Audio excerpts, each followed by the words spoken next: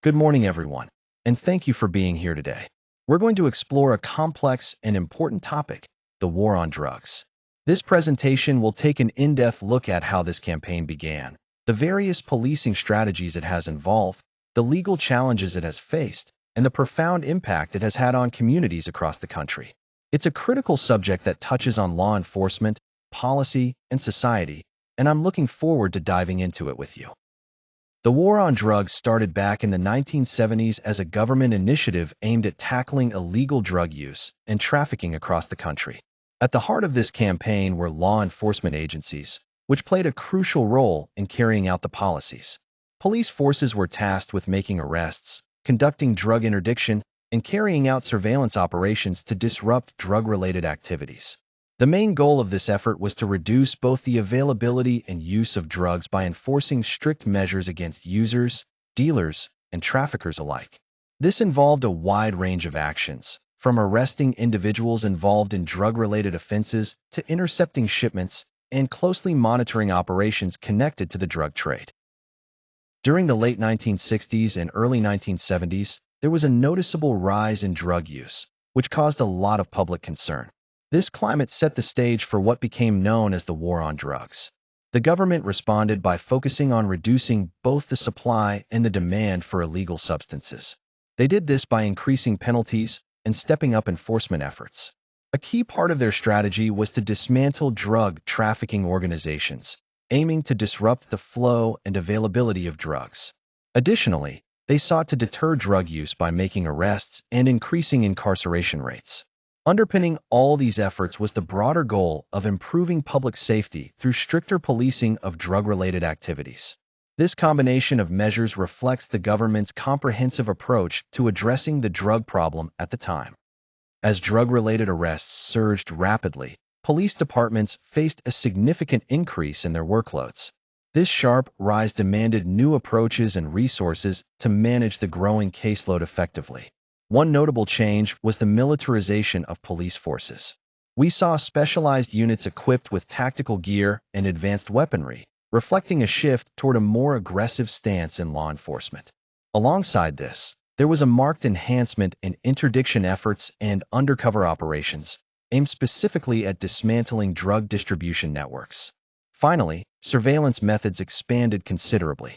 Police integrated both traditional techniques and emerging technologies to closely monitor suspected drug activities, enabling more precise and proactive interventions. These strategies collectively reshaped policing in response to the challenges posed by drug-related crime. Here, we see a clear shift in how resources are being allocated within law enforcement. First, there's a noticeable increase in budgets specifically targeted at drug enforcement. This means more funding is going towards drug task forces and the equipment they need to be effective. Alongside this, we're seeing the hiring of specialized officers who focus solely on drug interdiction, bringing targeted expertise to these efforts. However, to support this emphasis, resources are being diverted from other policing functions, both in terms of personnel and funding. This shift indicates a strong institutional priority on aggressive drug law enforcement, signaling that tackling drug-related issues has become a central focus in law enforcement strategy. When looking at the community and legal consequences, one of the most critical issues is the disproportionate targeting of minority communities. This practice has raised serious concerns about racial profiling and fairness in law enforcement. Additionally, the implementation of stop and frisk policies, which were meant to increase public safety, often resulted in civil rights challenges due to their controversial nature and the way they were applied.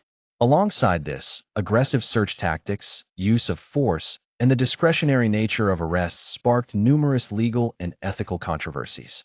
All of these factors combined have fueled an ongoing dialogue about police accountability and the urgent need for reform to ensure justice and equity in policing.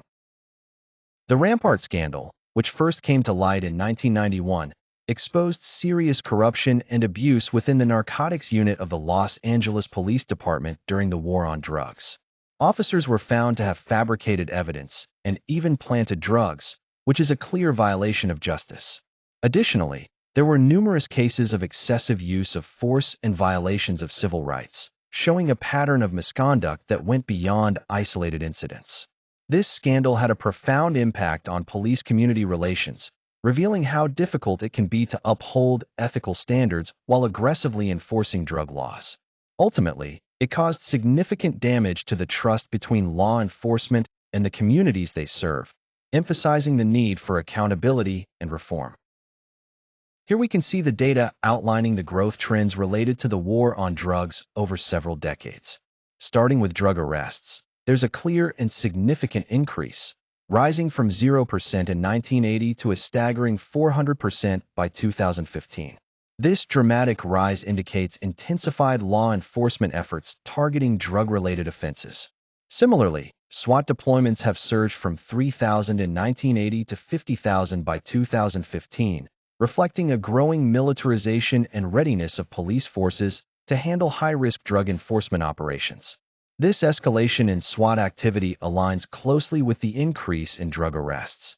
Additionally, police budget growth shows a steady upward trend, increasing by 40% over the same period. This boost in funding likely supports the expanded law enforcement actions and SWAT deployments we've just discussed. Together, these figures highlight how the war on drugs has driven significant growth in arrests, tactical responses, and financial resources within law enforcement over the past few decades. The war on drugs brought significant changes to law enforcement, expanding police powers and leading to increased militarization. Resources were shifted to focus heavily on drug-related crimes, which altered how law enforcement operates at its core. Although the original goal was to reduce drug use and trafficking, the campaign also had unintended consequences, including heightened tensions within communities and serious concerns about civil rights violations. Even today, there is ongoing debate about whether these policies have truly been effective, with many calling for meaningful reform. Addressing the persistent challenges in policing and justice remains a critical priority if we want to move toward fairer and more effective drug policies.